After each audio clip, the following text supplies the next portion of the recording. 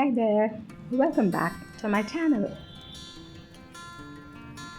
Feels so good to be back on my feet after an accidental fall which ended in a fracture. And my heartfelt thanks to all my subscribers and well-wishers who poured out the love and affection which has enabled me to spring back on my feet. You might have already guessed the recipe by now. Oh yeah, absolutely right. Today I'm sharing an easy peasy dessert recipe, egg pudding, which is a classic dessert. So let's jump in. To begin with, cracking 3 eggs into a clean bowl. You can check the description box guide for the detailed recipe and exact measurements. This dessert is so simple and yet so utterly delicious. I'm whisking the eggs now.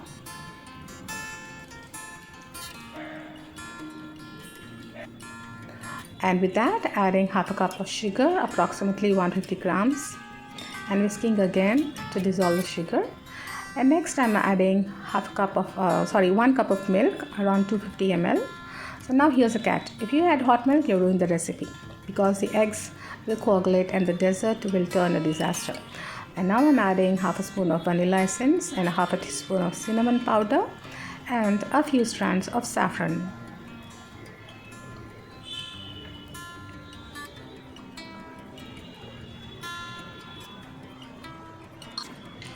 Now give a good stir to mix everything well. Adding pinch of salt to bring out the classic flavors. And next I'm transferring all the mixture into a clean bowl, which I'm lightly greasing with butter to make demolding easier and it comes out neatly.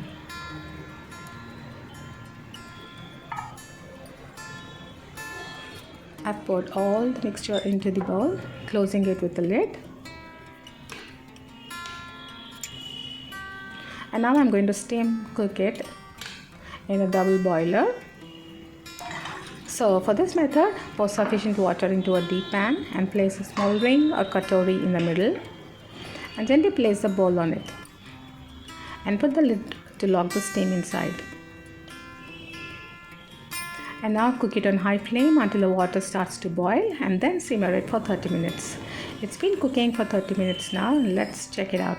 Do not use bare hands to remove as it's very hot to handle. Come, let's take a look at it now. Wow, absolutely tempting. Insert a toothpick to check. If it comes out neat, it's cooked perfectly. Let it cool down at room temperature and then refrigerate it for an hour for best results. I've kept it in the fridge for an hour and now I'm demolding it. And that's my daughter eagerly waiting.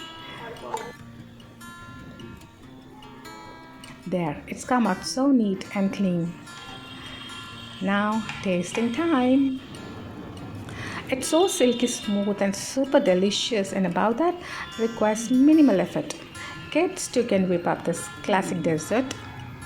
And I bet you can't stop once you begin eating.